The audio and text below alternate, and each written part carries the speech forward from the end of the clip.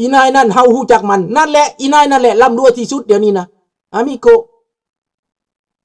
มันเป็นเจ้าของขนสินค้าจากไทยไปเวียดนามขนสินค้าจากเวียดนามมาไทยมันกินค้าขายประเทศมันบ่แม่นสัมปทานขายซาด90 ปีเจ้าแขวงเจ้าเมืองหัวหน้าเจ้าหน้าที่ตำรวจกินน้ำกันนายบ้านกองหลอนเป็นผีศาจกันหมดดูดเลือดประชาชน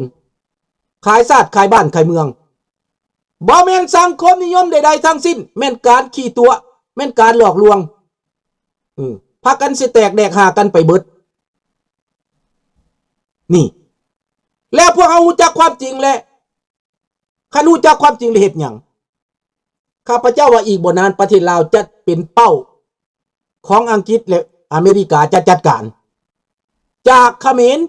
จะก้าวเข้ามาสู่ลาวก้าวเข้ามาสู่แถวนี้พวกเฮาจงพร้อมพาใจกันเป็นน้ำหนึ่งใจเดียวกันเด้อพี่น้องเด้อสบายดีไนส์ดังนั้นให้เป็นน้ำหนึ่งใจเดียวกันพี่น้องมงกูว่างฝากความรุ่งสุนทราไปหาพี่น้องชาวมงในอเมริกาให้พยายามหาคนลาวติดปากภาษาลาวสื่อสารเป็นความลาวให้คนลาวปุ้มลุ่มสามัคคีกันเป็นน้ำหนึ่งใจเดียวอย่าแยกพรรคแยกเผ่าอย่าแยกพวกลาวนอกให้เป็นอันเดียวกันจะเป็นมงจะเป็นลาวจะเป็นยังก็ตามถ้าว่าข้าพเจ้าเป็นหัวหน้ามงนะต้องหาคนเก่งภาษาลาวสื่อสารเพื่อให้บักตุลอมันตายไปเองมันให้มันตายไปเองมันเดี๋ยวมันก็รับกรรมเองมันกระทำสิ่งเหล่านี้มันเหยียบยามคนมงในอเมริกาคนมงในอเมริกาเขาฮู้จักบุญคุณชาติบุญคุณแผ่นดินเขาฮู้จักบุญคุณบรรพบุรุษแต่บักตุลอมันเป็นลูกน้องปีศาจลาวแดงมันตินทุ่งกาเดือนอยู่ในหน้าเอิกมันเอาเรื่องเหล่านี้ไปแจ้งหน้าที่เจ้าหน้าที่บ้านเมืองกำจัดปัดเป่าพวกนี้พี่น้องที่เป็นสไปมันเป็นสไปมันเป็นนักสืบสอดแนมมันเป็นเครื่องมือของลาวแดงมาสร้างความแตกแยกในอเมริกามีแน่นอนเพียงตั้งแต่ว่าทนายความของคนลาวทนายความของมงร่วมตัวกันฟ้องร้องบักนี้ให้ฟ้องร้องซะให้คนลาวทั่วอเมริกา800,000 คนนะบ่มีน้ำยาบ่บ่มีน้ำยาบ่ข้าพเจ้าว่ามีถ้าว่าเบิดทุกคนตั้งใจกันลายเซ็นแต่ละคน petition ให้มันได้800,000 petition ถามว่าบักตุลออยู่ได้บ่อยู่บ่ได้ขนาด1,000 คน 2,000 คนเซ็นซื่อๆนะบักนี่ก็อยู่บ่ได้แล้วถูกสอบสวนแน่นอนถูกเอาเรื่องแน่นอนพี่น้องเนอะอันนี้สำคัญอยากให้พี่น้องอยากให้คนลาวทั้งหมดสามัคคีกันแบบนี้บ่ว่าอยู่ฝรั่งเศสบ่ว่าอยู่อังกฤษอย่าเอาแต่ผักในพวกอย่าลินผักลินพวกนักกลุ่มการบ้านการเมืองก็อย่าเห็นแก่โตอย่าโฆษณาเอาแต่ตัวเองอย่าเฮ็ดให้เอาแบบรวมโลดที่เป็นกลุ่มใดฝักใดก็ตามต้องประสานจิตประสานใจกันสื่อสารหากันให้มันได้มันจะขี่ซามันชิยังกระดาษแปลว่าเอาขึ้นศาล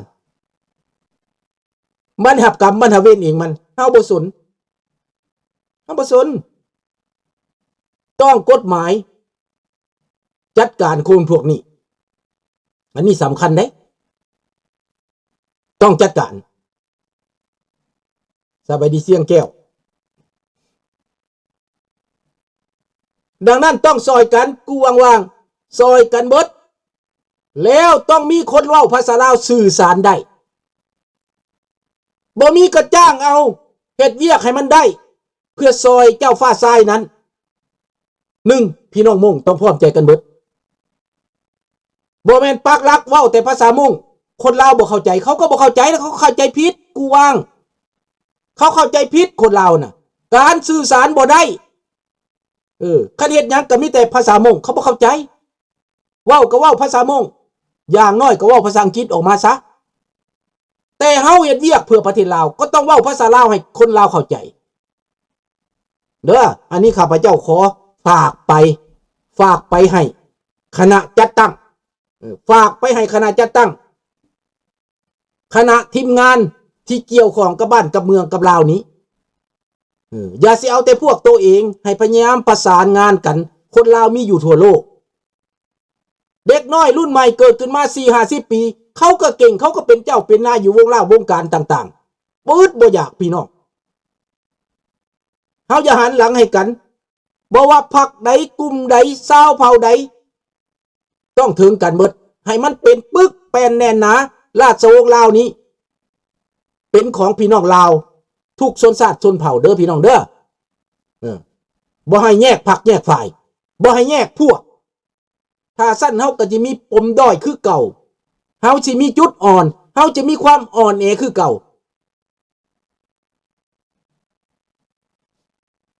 แม่นแต่สำคัญไหนกวงว่างถ้าเฮาเสยหลายนะให้เข้าใจเด้อถ้าเฮาปล่อยคนแบบนี้นะทำลายนะผ่านมากก็ย้อนเฮาอีกจังซั่นแหละว่าให้เขาเดียวได้ตายไปเองบ่แม่นเด้บ้านเมืองมีคือมีแปะบ้านเมืองมีกฎหมายถ้าคนคนเดียวบ่นับถือกฎหมายในสังคมใดก็ตามเฮาสิปล่อยคนเดียวนั่นละเมิดกฎหมายในต่างประเทศเจ้าไปดิฟาเมเขาจะไปดูถูกเขาจะไปทำลายคนอื่นเขาก็จัดการคือกันสบายดีท่านวิกเตอร์แม่นแล้วเฮาบ่ตีกันดอกเขาบ่ได้ภาษาน่ะ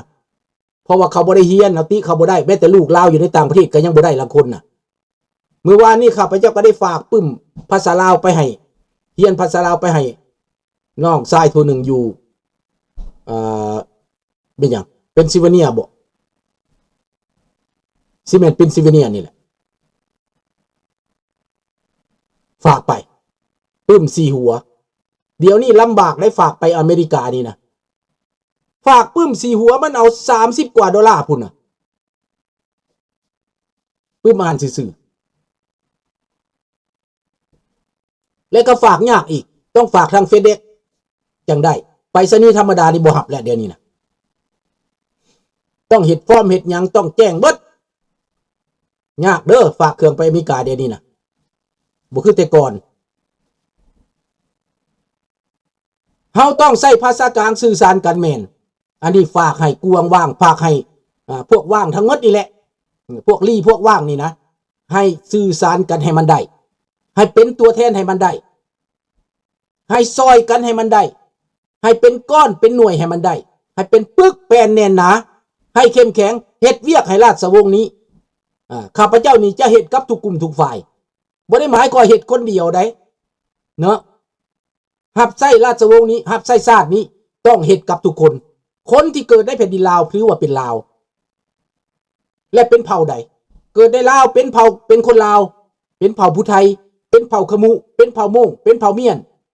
เป็นเผ่าลือเป็นเผ่าย่าวก็เป็นลาวเบิดคือเหมือนเราเกิดในอเมริกานี่เป็นอเมริกาซิติเซนแม่นบ่เป็นแคนาเดียนซิติเซนแต่เป็นเผ่าม่งเผ่าเมียนเผ่าลาวเผ่าเม็กซิกันเผ่าฮังการีนเผ่าอีหยังก็ตามมาอยู่ในนั้นเห็นบ่ล่ะอยู่อเมริกา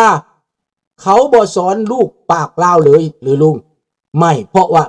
น้อยคนทำมาบ้านจะบอกความจริงให้ฟังนะเด็กไปเรียนทุกวันในโรงเรียนวันเสาร์วันอาทิตย์ได้พบพ่อแม่แค่วันเสาร์อาทิตย์แล้วการคุยกันนั้นก็มีน้อยที่จะคุยภาษาลาวแต่ลูกนี่สอนได้เบิดลูกของลูกได้เบิดเขียนได้อ่านได้มีแต่ผู้เดียวมีแต่ลูกชายเขียนได้อ่านได้2 คนผู้หญิงบ่ได้แต่เว้าลาวได้เบิดเข้าใจเบิดลุงก็สอนเว้าได้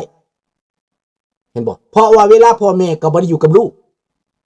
เลิกการมาค่ำก็เมื่อยแล้วเฮ็ดกินให้กินแล้วเขาก็นอนบ่ได้สอนเรียนต่อละเขาเรียนโรงเรียนเขาก็ต้องเรียนยากอีกเฮาจะเอาภาษาเฮาไปซับซ้อนดึกเขาเรียน2-3 ภาษาแล้วเฮาเอาภาษาลาวเฮาไปแทรกอีกก็ยากคันลูกอยู่ลาวหั่นนะ กูว่างๆลูกอยู่ลาวนี่ได้แน่นอนน่ะได้อยู่แล้วเขาพวกม่งอยู่ลาวเขาเรียนภาษาลาวดังนั้นต้องอาศัยคนม่งอยู่ลาวสื่อสารหาม่งอเมริกาเด้อกูว่างๆเด้อสื่อสารให้ม่งอเมริกาให้เรียนภาษาลาวหรือให้คนเว้าภาษาลาวออกมาติดต่อพัวพันได้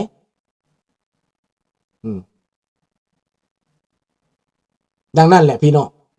ลุงปูตินเราป่วยแห้งไหลเราเป็นบ้าบ่แม่นเราป่วยเราเป็นบ้าเราบ้าอำนาจเด้อปูตินเราบ้าอำนาจเหมือนดังนายทองรุ่นบ้าอำนาจลัทธิคอมมิวนิสต์ลาวแดงบ้าอำนาจสิ่งที่ตัวเองกล่าวให้ใส่ผู้อื่นนั้นกลายเป็นตัวเองกลายมาเป็นตัวเองเป็นบ้าอำนาจนายทองรุ่นนายสอนไซบ่จักทางออกแล้วบ่ยอมเสียเปรียบทั้งที่ลาวนอกทั้งที่คนอยู่ต่างประเทศเขามีความรู้ความรักเขาสามารถเซฟเขาสามารถโซเวตประเทศเขาสามารถช่วยเหลือประเทศตัวเองออกจากวิกฤตแต่บ่ยอมเสียเปรียบนี่นะลาวตายย้อนเปรียบพี่น้องลาวตายย้อนเกียรติสบายดีหนัก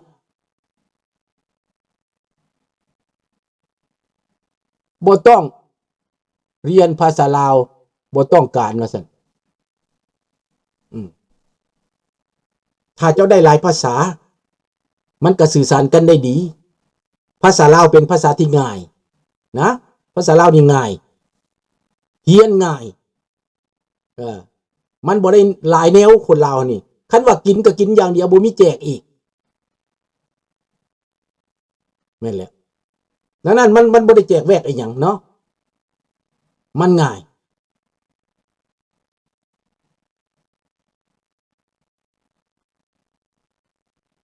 สิเว้าหยังแต่ว่าลูกหลานลาวเฮาอยู่แม่นแล้วแม่นแต่ว่าการสื่อสารบ่เข้าใจกันแล้วมันก็เป็นผู้อื่นไปได้มันบ่ได้ทราบซึ้งได้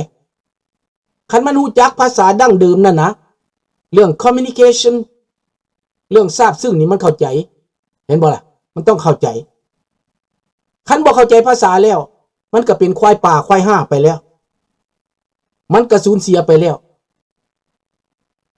แม่นบ่ให้คิดว่าจังซี่ไป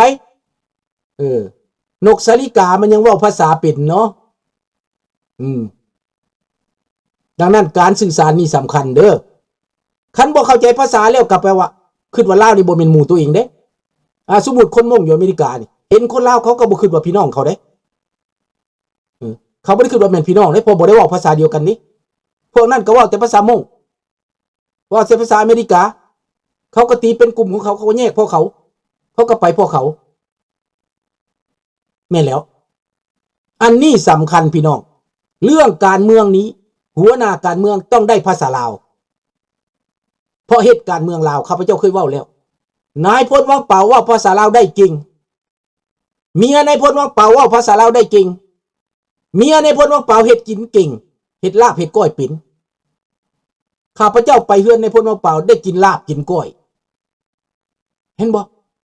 เมียเพิ่นน่ะมี2คนเฮ็ดกินเก่งเบิดทั้ง2เด้อันนี้แหละพี่น้องอยากให้พี่น้องเข้าใจว่าการฮู้ภาษานี้มันมีโอกาสนั่นแหละต้องได้คือข้าพเจ้านี่อ่านภาษาไทยได้บ่ได้เรียนนี่นะมันก็เป็นความก้าวหน้าของข้าพเจ้าคือกันเขียนมาอ่านได้ปึ๊บฮู้ภาษากับฮู้วัฒนธรรมแม่นเป็นความก้าวหน้าเด้อพี่น้องลูกหลานเด้อนี่เจ้าเว้าภาษาลาวได้เจ้าเว้าภาษามงได้เจ้าเว้าภาษาเวียดได้เจ้าเว้าภาษาไทยได้เจ้าเว้าภาษาเขมรได้เจ้าเว้าภาษาฝรั่งเศสได้เจ้าเว้าภาษาอังกฤษได้มันง่ายหลายอย่างได้พี่น้องถูกต้องเด้เว้าภาษาได้ก็แปลว่ามันเป็น avantage c'est une avantage เป็น advantage เนาะสามารถสื่อสารได้นี่แหละอย่างน้อยก็ให้เข้าใจกันร่วมกันได้เฮ็ดเวียกร่วมกันได้ข้าพเจ้าก็งงได้คันเว้าภาษามงข้าพเจ้าบ่เข้าใจข้าพเจ้าไปประชุมห่วงพี่น้องมงนี่เขาเว้าเป็นภาษามงมานี่